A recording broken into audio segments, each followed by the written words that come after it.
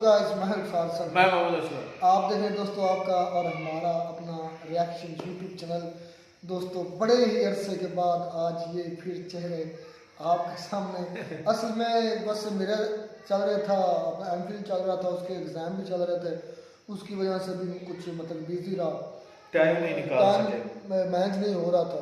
तो इसलिए अभी फ्री हूँ, तो हो सकता है इंशाल्लाह अब जो रहमतुल्लाह वो बिज़ी हो गया, उसको मैंने कंटेक्ट किया था। वो कह रहा था कि भाई मैं स्टडी कार्य करना चाहता हूँ, मैं शायद ना वीडियोज़ बना सकूँ। तो बस यही उम्मीद नहीं चलती रहती। चलें खैर, उम्मीद करते हैं कि आप सब दोस्त खैरियत से होंगे, सब ठीक ठाक होंगे, खुश होंगे। तो आज वीडियो जाहिर बात है हमारी पुरानी दोस्ती आलोक सर के साथ है। आलोक सर के बगैर हम वीडियो बना पहले नहीं वीडियो सकते। होती है लोग सर की। आलोक सर, तो वीडियो का टाइटल है रा का उठाया पाकि कर्नल कोयटा में कैसे मिला। मतलब रा का उठाया पाकि, अब भाई मुझे वीडियो का नहीं आइडिया किस लिहाज से। वीडियो देखते हैं, वीडियो के बाद फिर बात करते हैं।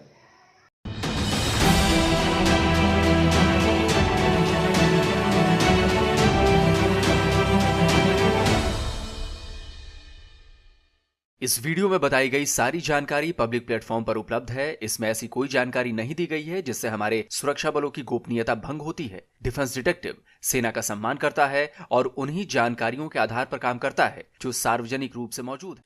पाकिस्तान एक बार फिर एक्सपोज होने वाला है। पाकिस्तान का एक और प्रोपेगेंडा फेल होने वाला है बहुत जल्द। पाकिस्तान से जुड़ी एक बहुत बड़ी खबर सामने आ रही है जो पाकिस्तान के पिछले 8 सालों से बोले जा रहे झूठ का भंडाफोड़ करने वाली है। नमस्कार दोस्तों, डिफेंस डिटेक्टिव के एक और नए एपिसोड में आप सभी का स्वागत है। मैं हूं आलोक। दोस्तों, दुनिया के सबसे झूठे और ठग देशों की कोई लिस्ट अगर बनाई जाएगी ना, तो पाकिस्तान उस रैंकिंग में पहले नंबर पर नजर आएगा। पाकिस्तान ने पिछले 78 सालों से भारत पर एक नहीं हजारों बेबुनियाद आरोप लगाए हैं। कश्मीर से लेकर भारतीय मुसलमानों तक पर खूब प्रोपेगेंडा किया है। अपनी सिक्योरिटी फोर्सेस की नाकामी का ठीकरा भारत के ऊपर फोड़ा है, लेकिन हर बार उसने मुंह की खाई है। हर बार उसका झूठ पकड़ा गया है। एक बार फिर पाकिस्तान का मुंह जो है वो काला होने वाला है, क्योंकि एक बार फिर भारत को बदनाम करने की कोशिश जो वो कर रहा है, उसका झूठ बेनकाब हो रहा है। पाकिस्तान के बलूचिस्तान में सिक्योरिटी फोर्सेज और पाकिस्तानी आर्मी से जुड़े लोगों पर हमले कोई नई बात नहीं है, लेकिन जब बलूचिस्तान के क्वेटा में पाकिस्तानी आर्मी के एक रिटायर्ड लेफ्टिनेंट कर्नल को गोली मारने की खबर आई तो सनसनी मच गई। उसका नाम है लेफ्टिनेंट कर्नल हबीब। खबर बता रही है कि क्वेटा के जेल रोड पर मोटरसाइकिल सवार अज्ञात लोगों ने पाकिस्तानी आर्मी के इस रिटायर्ड ऑफिसर लेफ्टिनेंट कर्नल हबीब को गोली मार दी। लेफ्टिनेंट कर्नल हबीब को कंबाइंड मिलिट्री हॉस्पिटल में एडमिट कराया गया है और उनकी हालत गंभीर बनी हुई है। पाकिस्तान की मेन स्ट्रीम मीडिया में तो यह खबर नहीं आई, लेकिन बलूचिस्तान से जुड़े कुछ न्यूज पोर्टल्स और फेसबुक पेज पर इस हमले की खबर दी गई, लेकिन इनमें भी लेफ्टिनेंट कर्नल हबीब के बारे में और कोई जानकारी नहीं थी, ना ही उसका पूरा नाम बताया गया था। लेकिन सनसनी की वजह यह हमला नहीं था। सनसनी की वजह थी उस रिटायर्ड लेफ्टिनेंट कर्नल का नाम। रिटायर्ड लेफ्टिनेंट कर्नल हबीब, यह नाम कुछ सुना सुना सा नहीं लगा आपको? इस सुने सुने नाम पर मुहर लगाई नेपाल कॉरेस्पॉन्डेंस की इस खबर ने। नेपाल कॉरेस्पॉन्डेंस ने अपने ट्वीट में दावा किया कि यह वही लेफ्टिनेंट कर्नल हबीब है जो साल 2017 में नेपाल से गायब हो गया था। इस ट्वीट में लेफ्टिनेंट कर्नल हबीब की नेपाल वाली तस्वीरें भी पोस्ट की गईं। है ना गजब की बात। साल 2017 में पाकिस्तानी आर्मी का नेपाल से लापता रिटायर्ड लेफ्टिनेंट कर्नल क्वेटा कैसे पहुंच जाता है? बलूचिस्तान के क्वेटा, जिसे पाकिस्तान की सरकार और पाकिस्तान की खुफिया एजेंसीज पिछले 8 सालों से ढूंढ रही थी। वो क्वेटा में क्या कर रहा था? क्या पाकिस्तानी आर्मी को अपने इस रिटायर्ड लेफ्टिनेंट कर्नल के बारे में कोई जानकारी नहीं थी, या फिर यह कोई सोची समझी प्लानिंग के साथ ऐसा किया गया? इसके बारे में बाद में बताऊंगा। पहले आपको हबीब के गायब होने की बात बताता हूं।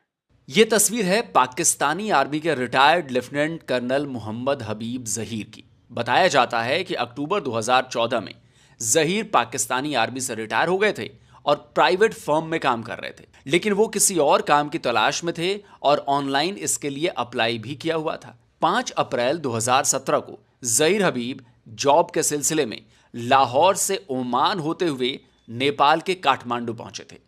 यहां से उन्होंने लुम्बिनी की फ्लाइट ली थी। 6 अप्रैल को वो लुम्बिनी पहुंचे थे। लुम्बिनी एयरपोर्ट पर ली गई ये तस्वीर उनकी आखिरी तस्वीर है।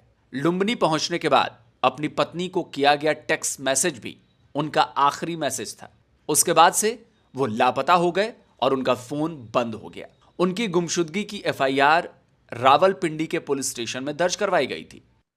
लेफ्टिनेंट कर्नल हबीब नेपाल से गायब होते ही पाकिस्तान ने लेफ्टिनेंट कर्नल हबीब जहीर के नेपाल से गायब होते ही पाकिस्तान ने भारत के खिलाफ बयानबाजियां शुरू कर दी। भारत पर जहीर की किडनैपिंग का आरोप लगाया, रॉ की इन्वॉल्वमेंट बताई जाने लगी। लेकिन पिछले 8 साल से पाकिस्तान अपने इन आरोपों को साबित करने के लिए एक सबूत तक नहीं दे पाया और उसकी इतनी भी हिम्मत नहीं हुई कि वो इंटरनेशनल कोर्ट ऑफ जस्टिस में जाए हमारे खिलाफ।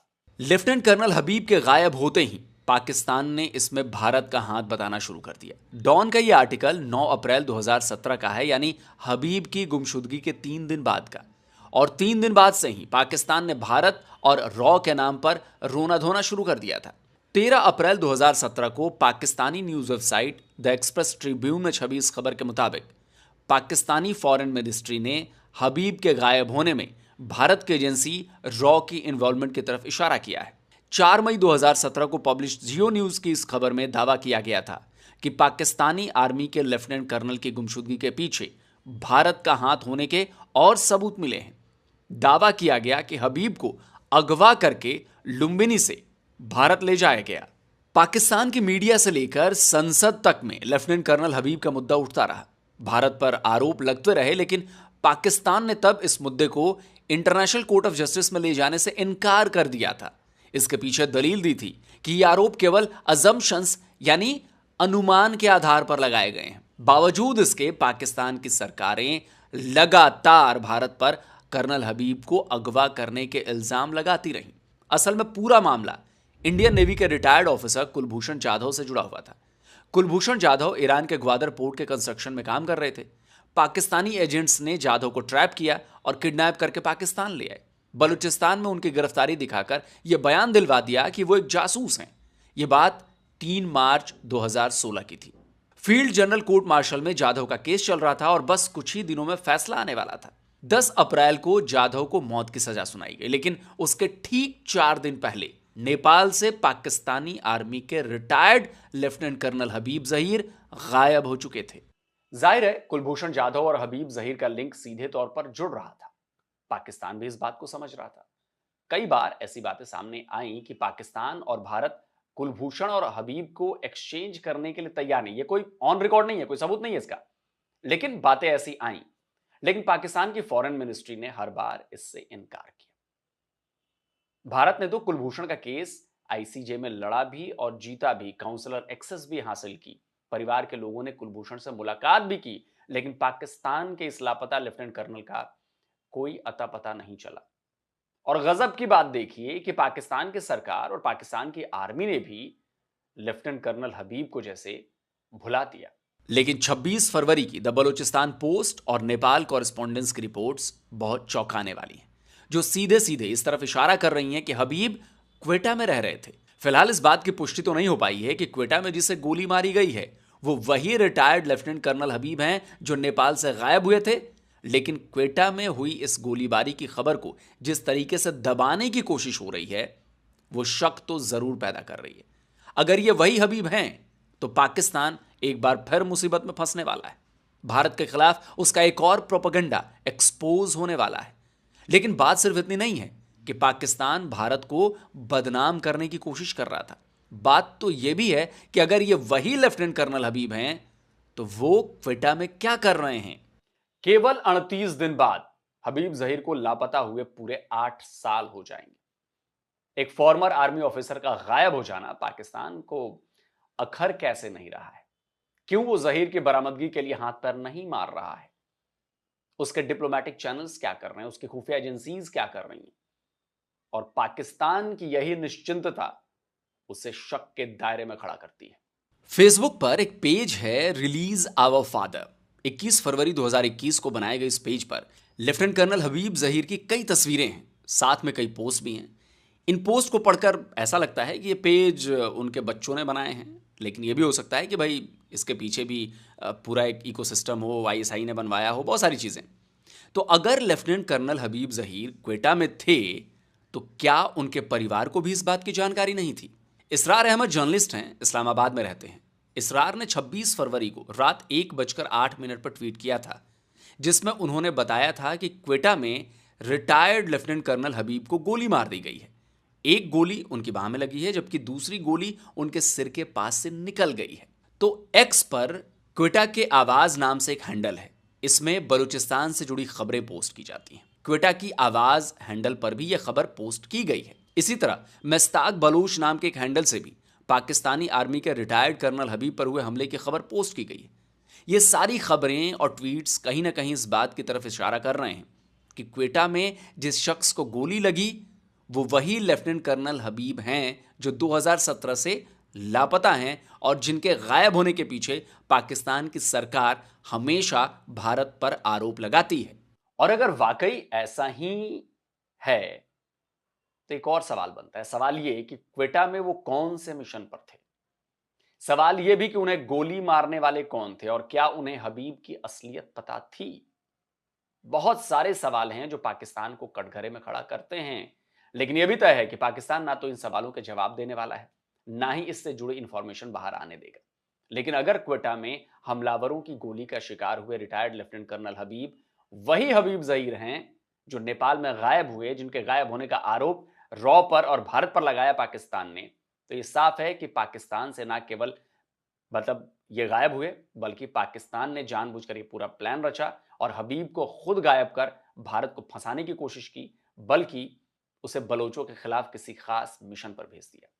अब इसी सच्चाई को पाकिस्तान छिपाने और दबाने की पूरी कोशिश करेगा ताकि उसका झूठ पकड़ा जाए।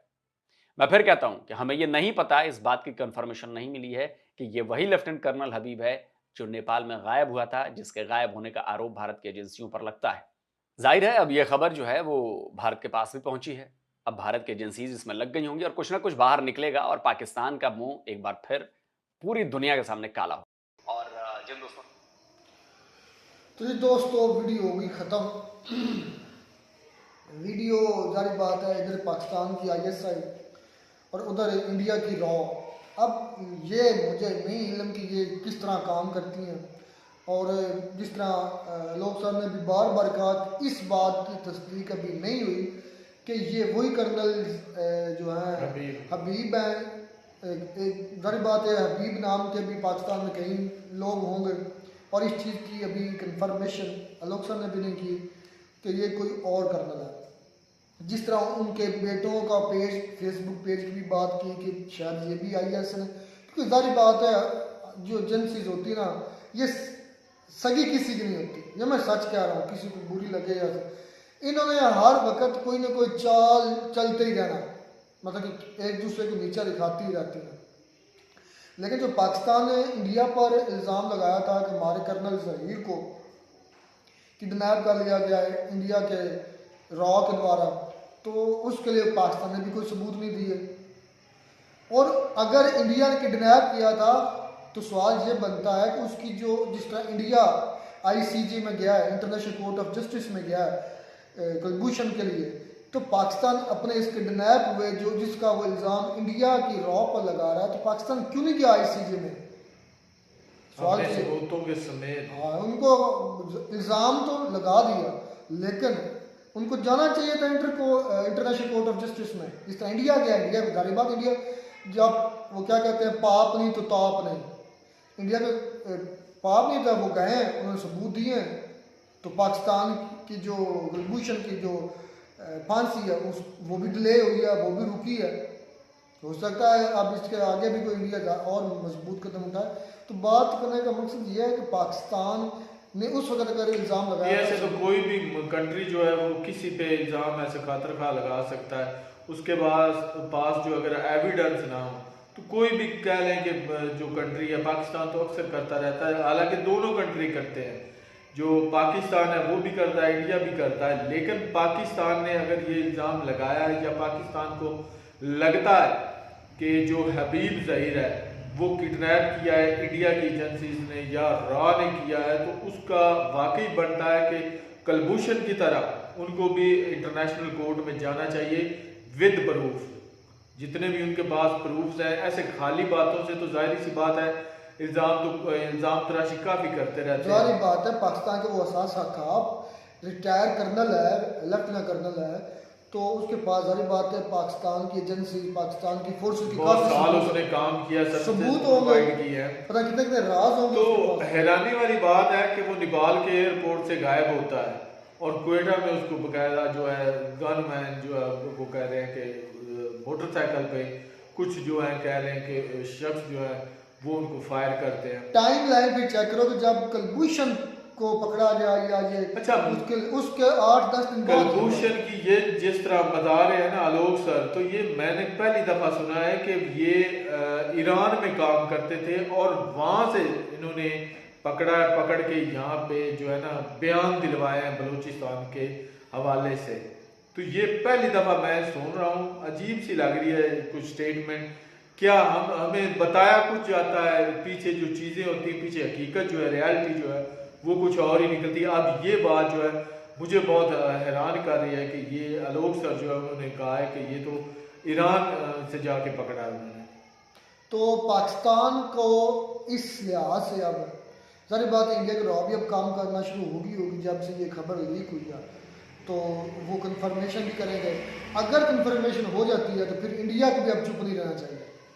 अगर इंडिया पर इल्ज़ाम लगा तो फिर इंडिया को इसके खिलाफ पिटीशन दायर करनी चाहिए इंटरनेशनल कोर्ट ऑफ जस्टिस को। वो कह रहे हैं लोग सर, हाँ जारी बात है, उन्होंने कहा। करनी है।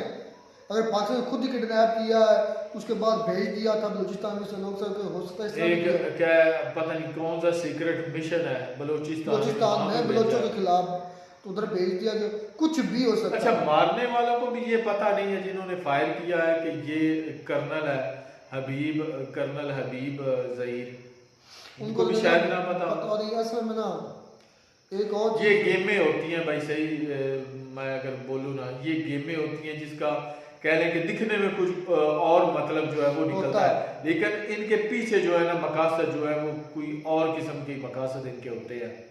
लेकिन रॉ और ISI इंडिया का एक रिसेंटली मुझे उसका नहीं यार है, उसका पॉडकास्ट काफ़ी आते हैं, उस पर भी रिएक्शन करेंगे।